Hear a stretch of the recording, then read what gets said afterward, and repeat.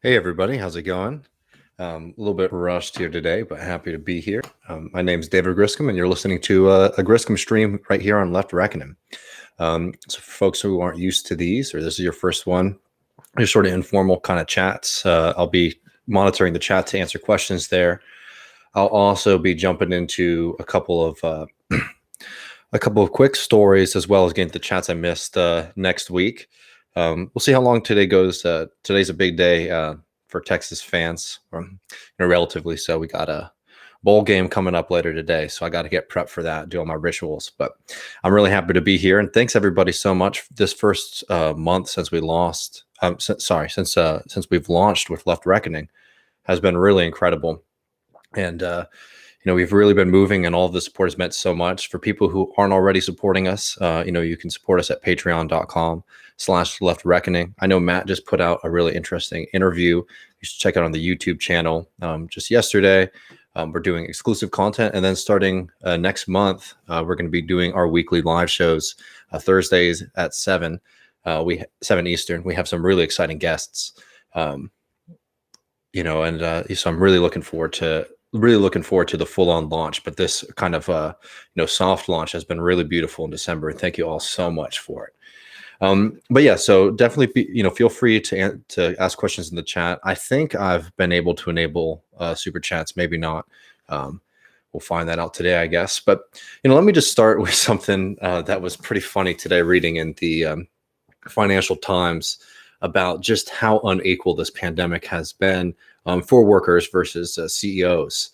So the CEO of GE, General Electric, was able to renegotiate his contract with the company at the beginning of this year. In August. My brain still is like school year mentality. Like August is the first month of the year, anyways.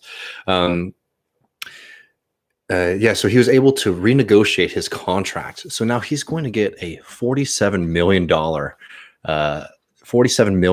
bonus, despite the fact that conditions for working people in that company, General Electric, have been below standard, and people are very worried about their future in this company. Well, the company has found a way to make sure that even though the CEO did not, even though the CEO, so when he signed his contract with General Electric, he had all these metrics that he had to hit to get certain kind of bonuses.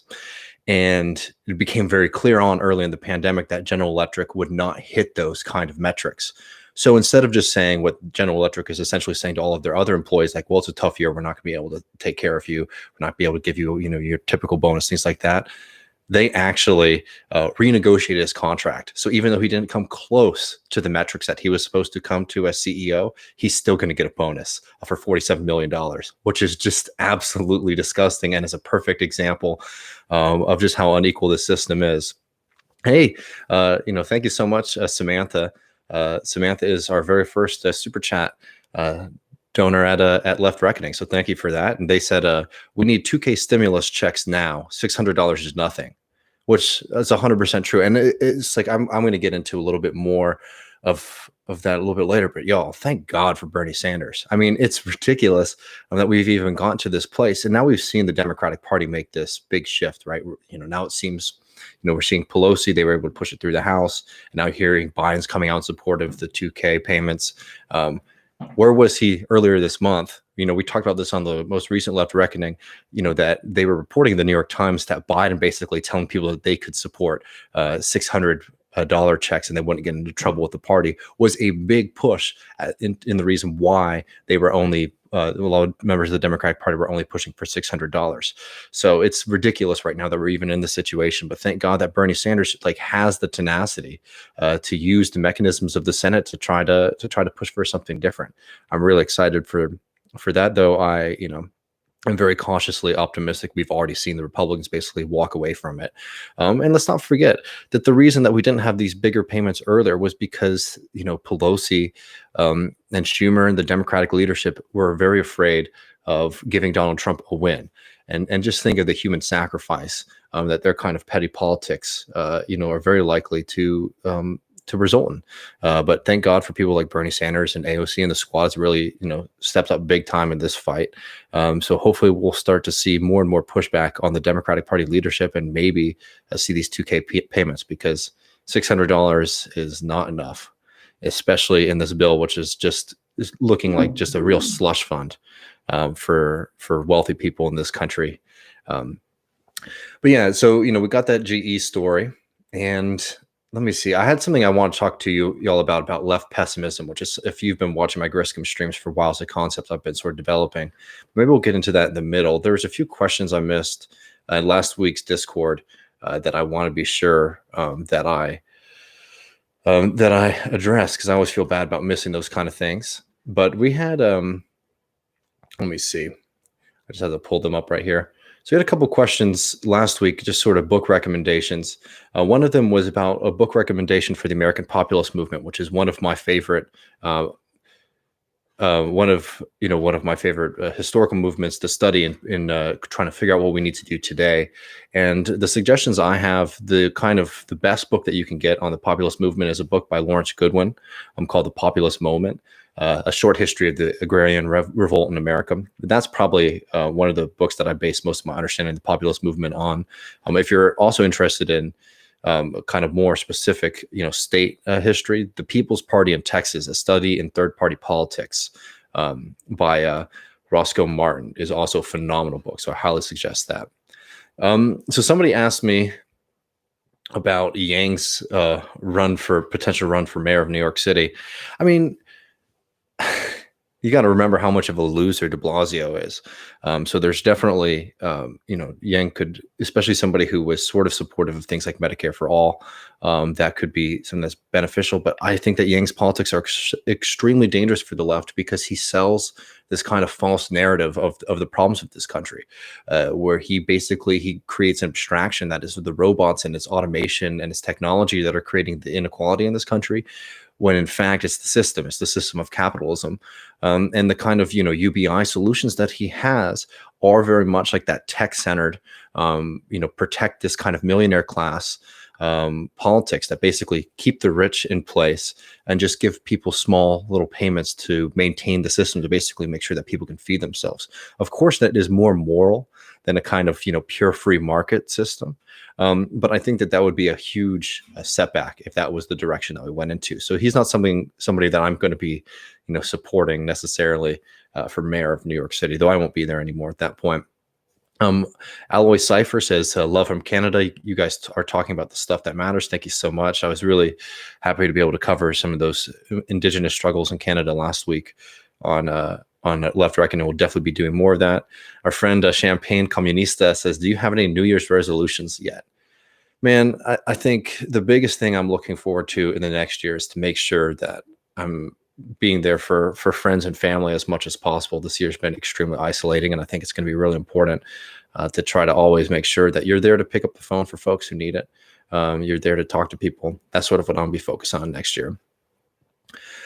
Andrew Summit said, our theory readings continuing the Left Reckoning Patreon. I run a small reading group, and your reading recommendations were key to finding good essays to highlight. Well, thanks, Andrew. Yeah, I was thinking about that. I've been sort of trying to figure out if that was something that people were interested in continuing to engage in. I know Matt and I are going to continue to do those kind of in-depth Marx readings. So I'd be really happy, to continue doing those. But we were sort of thinking about turning into something a little bit more content-based rather than just lists. But, if those readings were helpful each week, I'll definitely go back to doing that, because I really enjoyed doing it. It was fun for me to be able to go back and, read those pieces again. Yeah, so there's going to be a couple, so I have a story I'm going to do a little bit later. I want to do a little bit of work on this left pessimism stuff, but I want to make sure I'm getting to super chat questions and also the questions I missed last week. So thanks everyone already who's jumped into the chat and asked questions. I'll try to answer as many of those as possible. I also want to make sure, Samantha, from last week, how much power do you think the squad will have in the new House with the Dems having a smaller majority?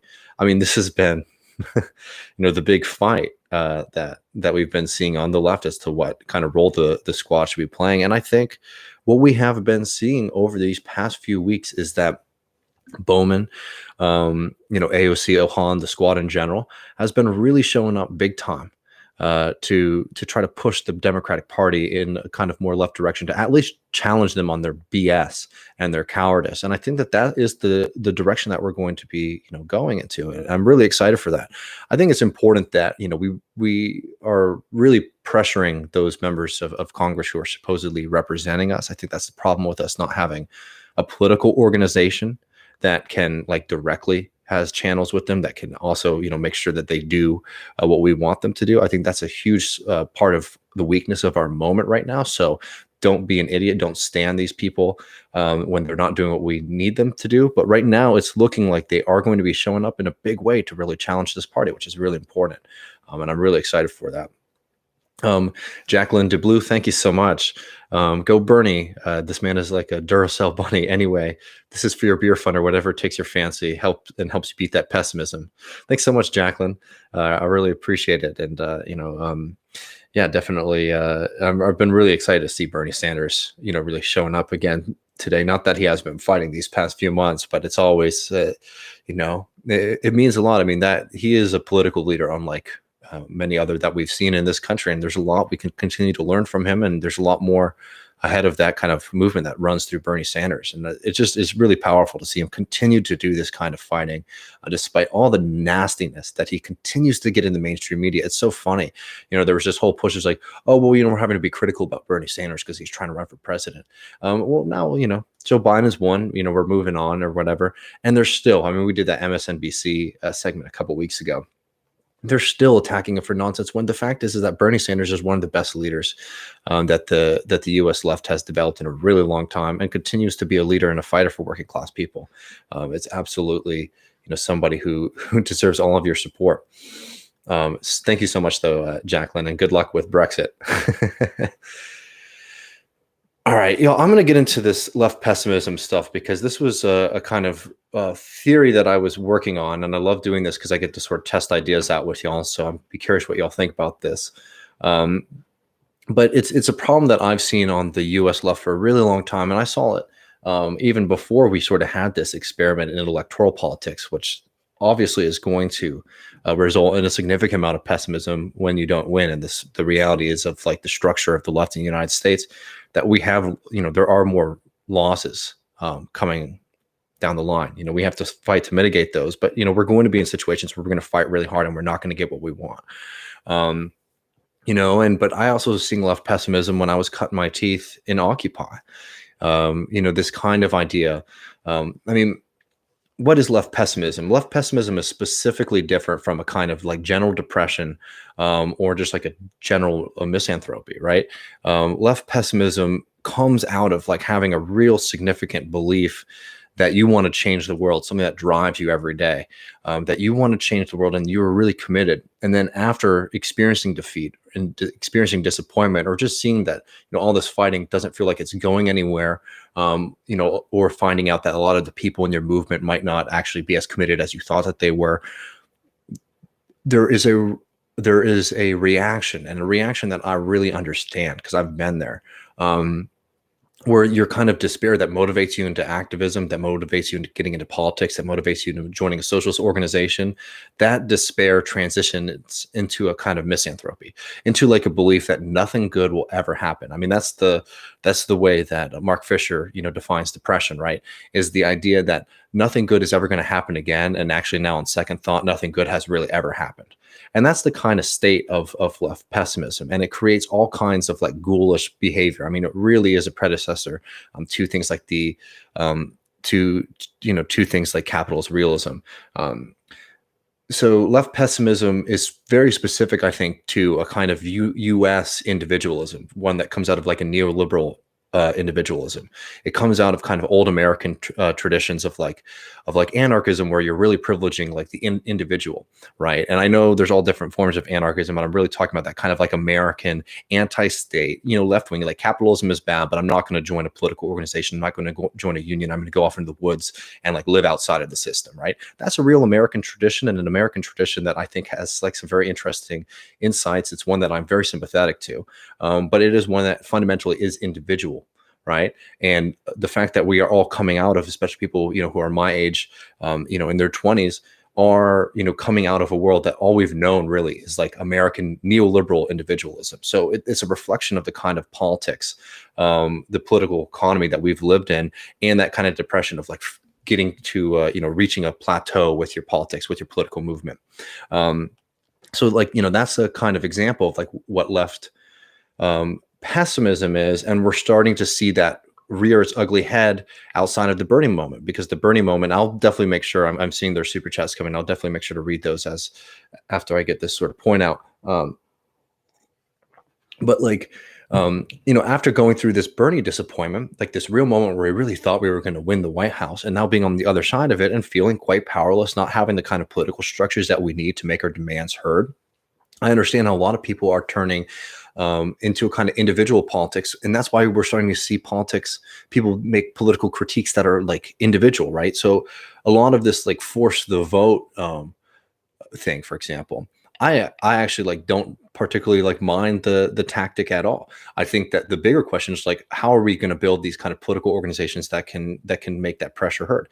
And so that's not even a criticism of the forced vote moment. But what we have seen is a lot of people are turning their analysis of political economy, their analysis of the United States government, their analysis of like contemporary capitalism, and they're making it into an individual question, right? Where the problem isn't that, we're living in a society where any kind of left political party, political organization has just been completely decimated, both through bad strategy, but also through like structural hurdles to building a strong political left in this country, right? We're seeing all that analysis evaporate. And instead what we're getting is, well, if we just had people with stronger will, then everything would change.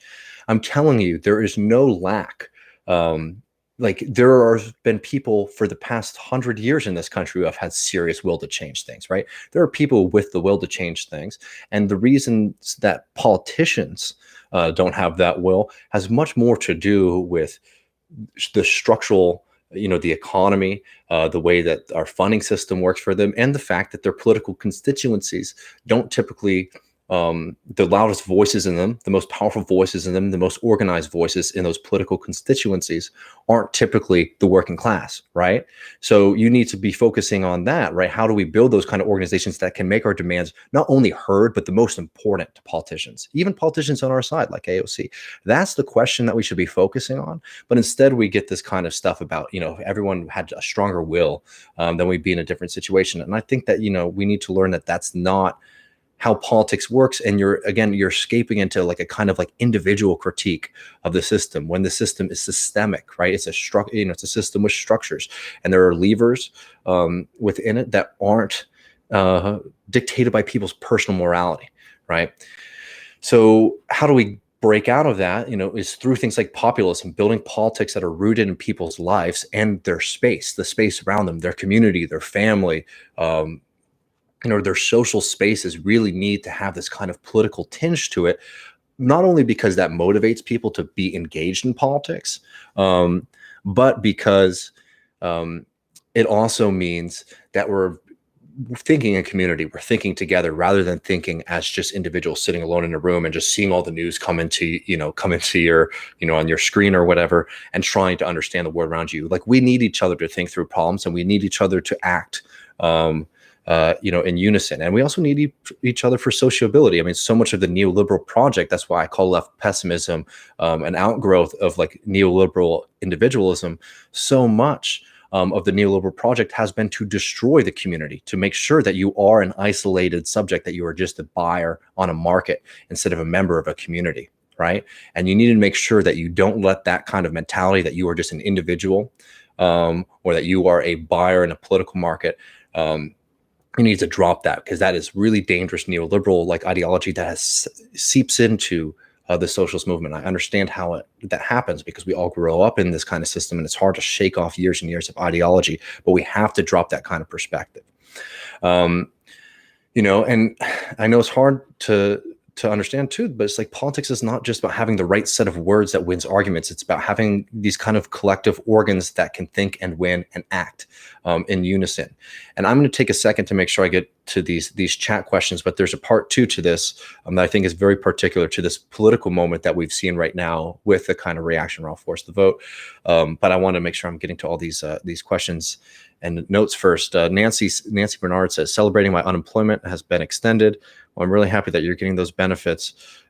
Here's some of my government stimulus for you and Matt, sharing the wealth with my comrades. I'm loving Left Reckoning. Well, I'm really happy, that you've been enjoying the content, and your support means so much to all of us. And I'm glad that you're able to to not be completely left out by this complete failure of a government. Eric, our friend Eric, oh so good, says, I don't have anything smart to ask or clever to say, just want to make a little contribution here. Keep up the good work, David. Same to you, Matt and Leisha. Really appreciate you guys. I really appreciate you too, and thank you so much. Thank you so much, for all of your work. It means, it means a lot to us. Eric has been on the front lines fighting this pandemic, so it really means so much to all of us. But yeah, let's get into the second part of left pessimism, because I sort of talked about this in the last stream, and I really hope to hear from y'all what y'all think about this, as well as a concept. If it's just too abstract or not well worked out, I'm always really curious to hear what y'all think. But what I really the reason I wanted to come back to this left pessimism thing is because this is actually a stream I did. The concept, the first time I did this, was after Bernie dropped out, because I was already seeing people just turn on each other almost immediately after Bernie dropped out and feel like, okay, this proves why everything that we've been doing for the past 4 years is wrong, right? Like, that's pessimistic thinking in particular. And then we started to get that kind of like individualized. So, so it's like, okay, I try to be in a group, try to be in a political project. So now I'm just going to sort of watch the world burn with my friends and be ironic and detached. It's easy to be ironic and detached. I do it too. I mean, that's how we have to react sometimes to a world that's so cruel, but don't ever let that be the main lens that you're looking through the world, because again, that's exactly what they want you to do, and they just want this to turn into a movement that is not about politics, but it's just about kind of cultural signals. It's just like, oh, we're like the young people who are just detached from politics because it sucks, man, and we'll spend our money on certain books, right? They want this to just be a market relationship instead of a political movement, and falling into that kind of left pessimism mentality, I think, will really cement that reality, because we are in a threat, I think, right now, in a very real dangerous position where we could lose this kind of political momentum that we have. But what also happens with left pessimism too is it turns it, like, despair can turn into magical thinking. And what do I mean by that? Oftentimes our desire like represents our lack, right? And that sort of is, I think, a concept most people can understand. But look at like American like folk songs, right? Think about a song that most of y'all probably know, Big Rock Candy Mountain. What's that song about, right? It's about a land of plenty and a land of food and a land of sweets. I mean, think about when that song was written and when it was really popular. I mean, we're in the middle of the Depression. We're in a moment of severe hunger in this country. And the kind of popular imagination, the way that people were engaging with art was to sing a song about having a lot of candy. And that's not a one-off. Like, it's actually like pretty typical in U.S. history, but also in human history, that it is the thing that you're lacking that then becomes like the focus of your folklore, of songs and things like that, right? It's the kind of it's what you are lacking, that's what you desire. And for people who are politically involved, the magical thinking, the fanciful thinking, is thinking that we have a lot more power than we do. And I think that we need to be as committed as possible and as loud as possible and ready to fight as much as possible. So I'm not telling anybody that, we shouldn't try to flex our muscles or, to challenge people in power. That's not what I'm saying at all. But don't let a kind of antidote to our personal despair. The fact is, like, we are extremely weak right now, and we have to build these political organizations. And we can, we have to build the kind of political organizations. I'm talking about unions. I'm talking about socialist organizations. I'm talking about community organizations that can start to make our demands heard and come into being, because it's the only way that things have ever changed before. And the Bernie Sanders campaign, for example, was a political organization. That's why it felt so fulfilling for so many of us to be participating in that kind of politics, because you could take your frustration with the system and you could do something with it. Right now we're on the other side, and I think that there can be a lot done to sort of transition a lot of that Bernie Sanders apparatus and energy into a viable political organization. There are obviously organizations like the DSA. There are also incredible, mutual aid organizations across the country that you can join. Right, there are political organizations, but we need to have them cemented in communities so that we can make our demands heard, instead of what we're having to do right now, which is every time we have a political issue or political candidate that we really believe in, we're having to like rebuild the constituency. We have to rebuild the constituency every single time we want to have a fight, every time we have to fight. That's not viable, right? And also these political organizations don't go deep enough into the working class. I mean, we don't have a working class movement in this country that is united and is touching people across the globe. Across the country. It's touching a hell of a lot of people, but we need these things to be really cemented in working class communities, and they just aren't right now, right? So that's what we need, so that's what we need, and we're all motivated because we're frustrated with the system that we have right now. But we can't let that kind of frustration and despair at the system that we have, one, turn us into people who are isolating and thinking about politics as an individual activity. And then on the other side of the spectrum, it's just like, like if you're really depressed sometimes, like you can just kind of have like a manic reaction, and like going so far into this other side of like almost like, like way too much optimism, or just like really magical thinking. And we can't get into magical thinking. Like we have a lot of work to do, and like it's the kind of work that's not the most sexy. It's not, we're not at the moment right now where we're giving speeches to a crowd of thousands of people. Like we're at the moment where we need to get the thousands of people to start showing up to our meetings, right? And I know it's tough, but like that's really the kind of work that we have to start doing. It's like, well, there'll be a moment where we can have our fight and we can do our big speeches and like let our like emotions like really out there. But right now, what we really have to do is we need to start getting people to start showing up to these political meetings, political events, social organizations, or at least checking them out and looking to them for advice, right? Like that's really the situation that we're on right now. So let me see. I think I want to make sure I don't miss any Discord questions. Again, these are sort of off the cuff. I want to keep on, working this out. I hope it's sort of clear that like, I understand the motivation for where we are at right now. I understand why people are thinking about politics in this way, but we really need to start thinking about politics as like a social group, as like, large political organizations that we are members of, right? And thinking of ourselves as members of an organization instead of thinking about politics as an individual activity. We need to make sure that we don't fall into the trap of magical thinking, that like there's just like one quick trick is going to build socialism in this country, or one quick trick is going to build Medicare for all in this country. Because the fact is, actually, like, let me hit this too, because Medicare for all is definitely popular with people, but I don't think folks on our side understand just how like politically depressed most of the country is, right? Like they don't think that these things are possible, not because they don't think that they are good or that they want, they're not against them because they don't want them, but they just don't think that it's possible. And they've spent their entire lives seeing things just get worse, especially when they get out there and just get disappointed.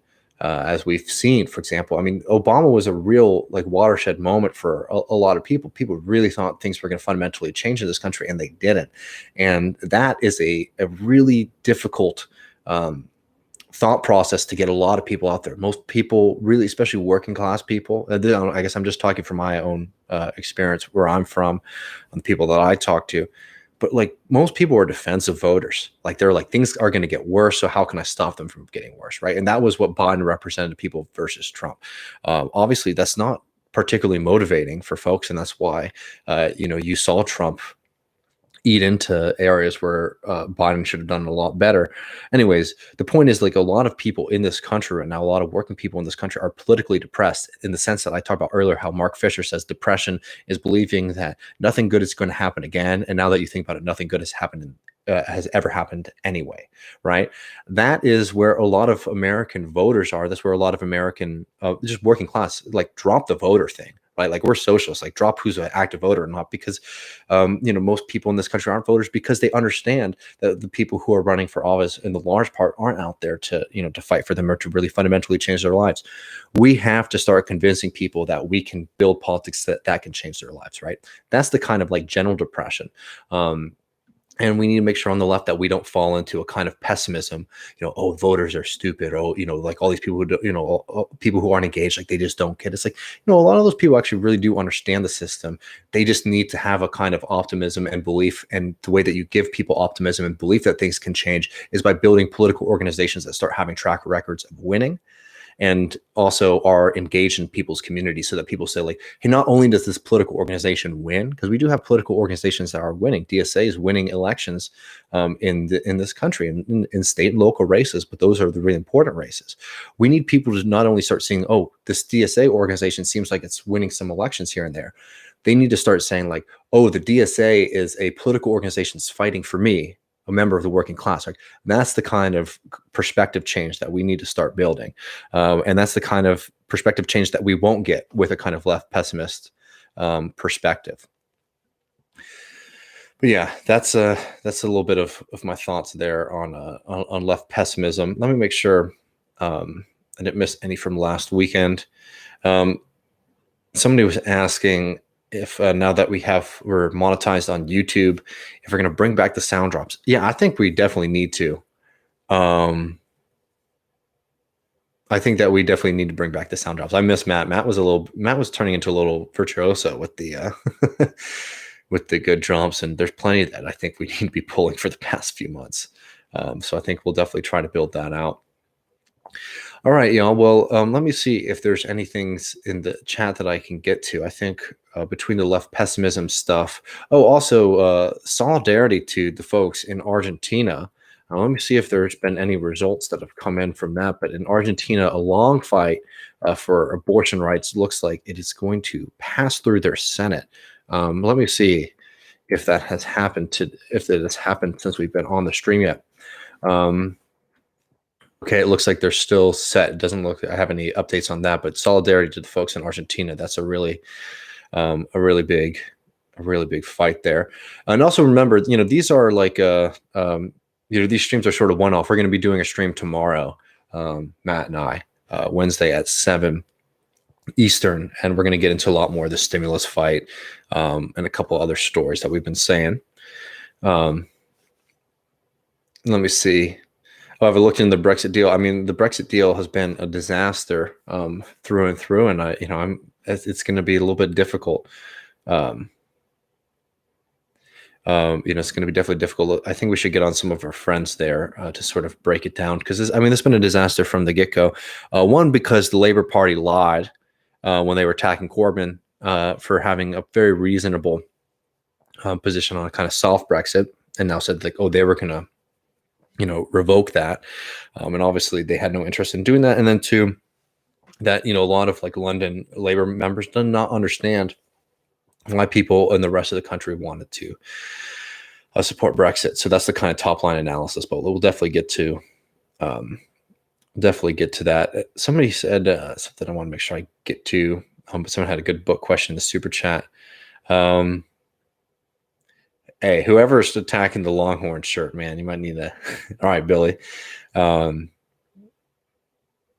me see. All right.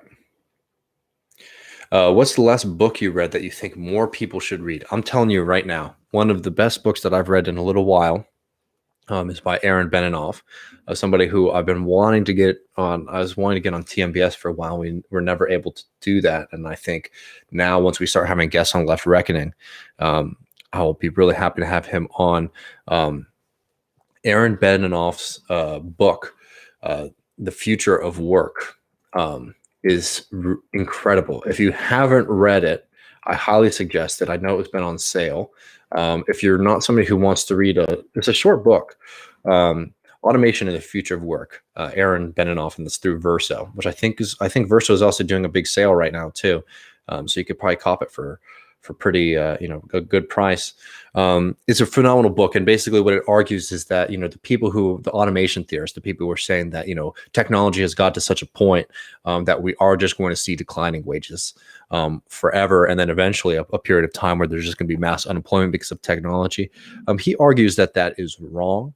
Though he's sympathetic to the way that they're trying to think creatively about solutions, to like the problems of capitalism. So he's quite sympathetic to the automation theorists, even though he's a critic of their analysis. He likes their kind of utopian vision. It was a really phenomenal read, and basically, it sort of breaks down that right now we're in a real crisis of overproduction in capitalism, and that we have not been able to find a mechanism quite like the industry that we had in the post-war era, when we did see a little bit more shared prosperity between the ruling class and the working class in the United States, and also Western Europe. Like, we haven't found a mechanism that can do that. Like, even countries like China, where people say like, oh, the manufacturing has moved over to China.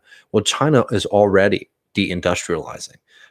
So like their boom, was significant, don't get me wrong, but it's not sustained.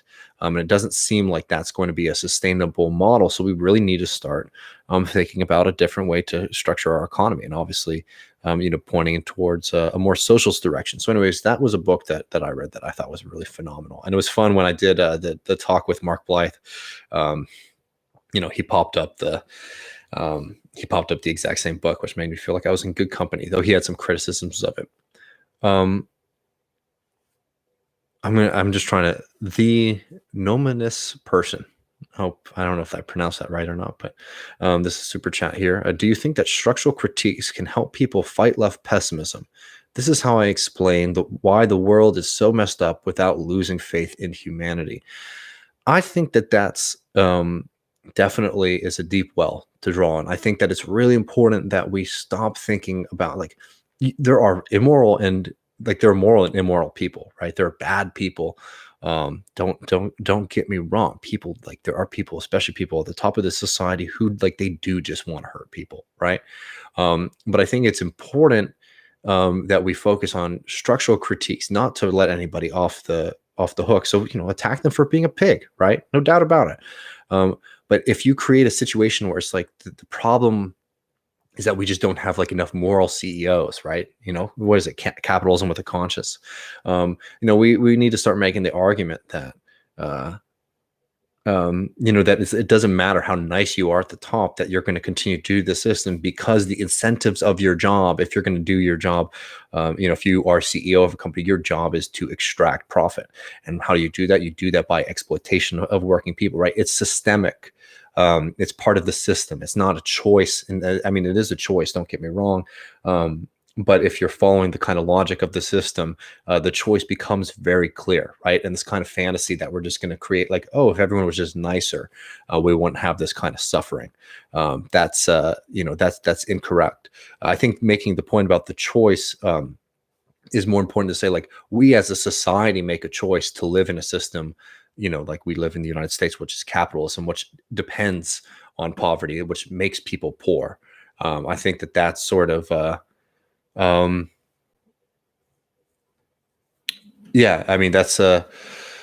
that's definitely, I think that's kind of like the deep well that we can push into with the structural critique. Yeah, because I think you can really get, if you start talking too much about, if you think, Bill Gates is a moral guy, he's not. But, if you think, whatever, you're just not going to get to the points that we need to make as socialists. And then you get into a situation where you actually have to have the same goddamn conversation every time you have a conversation, right? And what do I mean by that? It's like, if you want to make a criticism of any company, any corporation, then you need to make a kind of moral argument against the CEO, why this guy has been particular bad, instead of saying like, okay, the system in itself, in its root level, its base level, is dependent on the extracting value from workers' labor, right? And if you start making that point, then we can build out of it. And Matt and I did if you're interested in this conversation, Matt and I did a long stream on the critique of the Gotha program, which is up on Patreon for our patrons. So definitely look out for that too if you haven't checked that out already. Robert Salazar says, "Where in Texas do you plan on setting up, and when? I will be promoted when you do." So I'm from Austin, Texas. So I'm going back. I'm going back home. Um, I haven't decided which neighborhood I'm going back to yet, but I'm from South Austin. So I think probably somewhere around there. And I think it's probably going to be early spring for me. I just want to make sure that I can move as safely as possible. Because it's just I don't want to put anybody at risk when I'm doing that. So that's the plan right now. Early spring in Austin is a beautiful time of year. I'm really excited for it. And I'm really excited to be back in Texas. And I don't know what you mean by promoted, but I'm sure you'll be able to notice by a decor that's a little bit less drab than this green wall I have right here. um, but yeah, I'm really excited about it. Matt's really excited too that we're going to be able to spend, hopefully, God, I mean, who knows, hopefully be able to travel again sometime soon. I mean, we're really committed to making this show in particular a show that's really focused on parts of the U.S. That aren't covered as much by a lot of left media, or just people aren't based out of there as much as they should be. So we're really excited to do that as well. Obviously, I think people have noticed, continuing to do the international perspective as well. Let me see.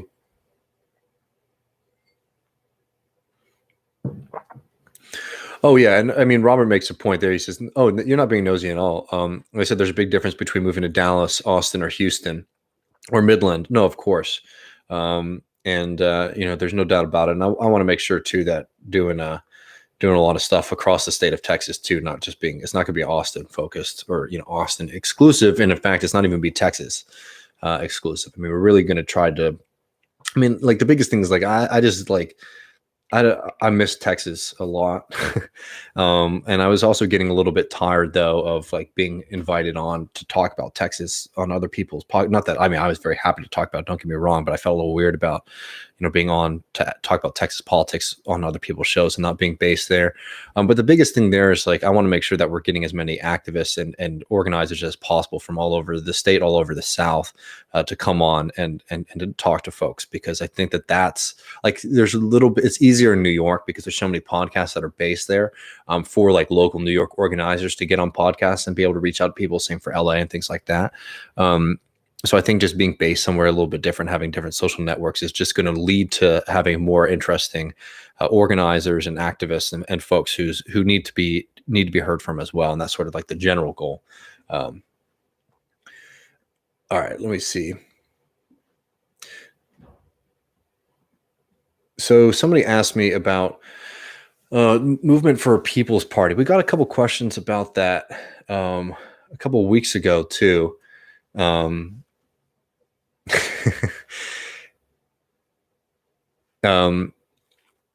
I mean, my big thing about the movement for a People's Party, and I know there's some really exciting people who are joining.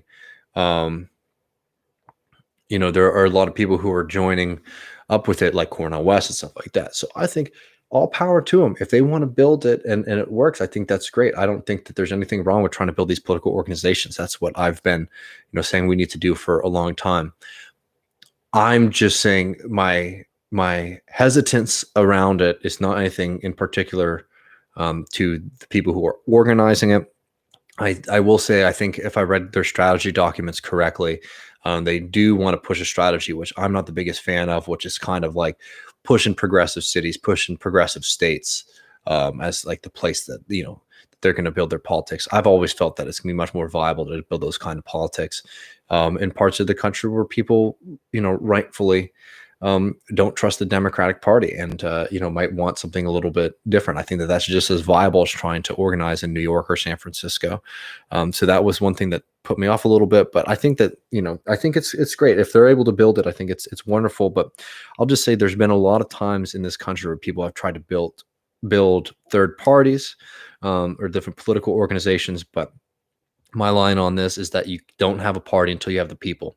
And what I mean by that is until we have people with a political consciousness of themselves as being working people, which is different from all of the other, cultural identifiers that they may have, until we start to develop that kind of consciousness, it's going to be really hard to have a party.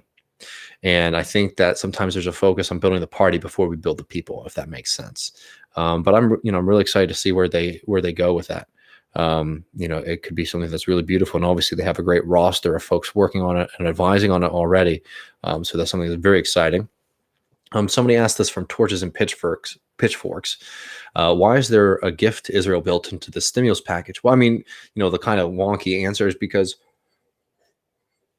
they tie the stimulus package to the budget, and the United States gives an insane amount of money to Israel to maintain their apartheid regime. I mean, that's sort of what it is. It's really disgusting to think that it's been so difficult to get this small amount of money for people, but the United States is very willing to not only continue to fund Israel like they are in this most recent package, but also putting significant amounts of funds into democracy programs in Venezuela, right? I mean, that's the United States being an empire and a crumbling one at that, where it's unable to provide for its own people in the midst of a pandemic, but it's very prepared to make sure that it's greasing the wheels of apartheid and imperialism abroad. There's no doubt about it. But yeah, I'm going to be very interested to see what happens with the people's the movement for the People's Party. I hope that no one thinks I'm being too down on it. I'm just saying, like, my initial reaction to something like that is we won't have the party until we have the people. And then my other question is, like, is this going to be another movement that excludes the South? Is this going to be another movement that's going to exclude parts of the country that a lot of progressives don't really think about as viable, wells for political organizing, but which I think are. Like, I think you could really start to see a lot of movement for socialism in the South. I really do, and I know a lot of people have significant doubts about it, but we won't do it until we build those kind of social and cultural organizations that can fight for it there. But I've always felt that there's just a much smaller hurdle in a lot of the places that I've lived, working class communities that I've lived, to be able to jump over there to get people to be, regular people who show up for socialist politics, socialist politicians, than you do in places like New York and Brooklyn.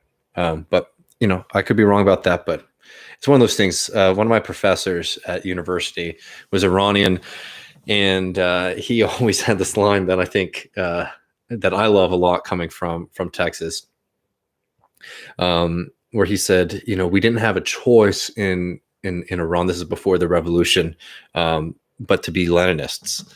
And what he meant by that was, like, there's this kind of like evolutionary view of socialism. It's like, oh, you only will have socialism in like the purely like developed countries. The countries that have like a super advanced economy are the only places where you can fight for socialism. And if you're in another country, you just sort of have to wait till your society or your economy develops to a certain point. And it's just like, what the hell am I supposed to do there? It's just like he was saying, like, we had to be Leninist in the sense that, like, we had to create the conditions, for political and social movement there, right? And that's why a lot of those Iranian socialists were Leninists through and through, and obviously that's why there's a lot of Leninists all around the world, especially in developing countries. I feel very similar in the sense that it's like, when it comes to saying we can win socialism in places like Texas and South Carolina, the two places that I lived in and call home, I don't really have a choice but to believe that we can win it there too, because I'm not just going to sit around and wait for some people to do it up north before before it comes home, right? And I don't want to get into too much of a tiff about this, but the Persian versus Iranian things, there's definitely there's a tension there, because not everybody in Iran is ethnically Persian. So I'm sort of a lot of my really good friends are Iranian, and that's the line that I follow on that. But no need to get worked up about it on my end. Just saying why I say what I say. Oh man, okay.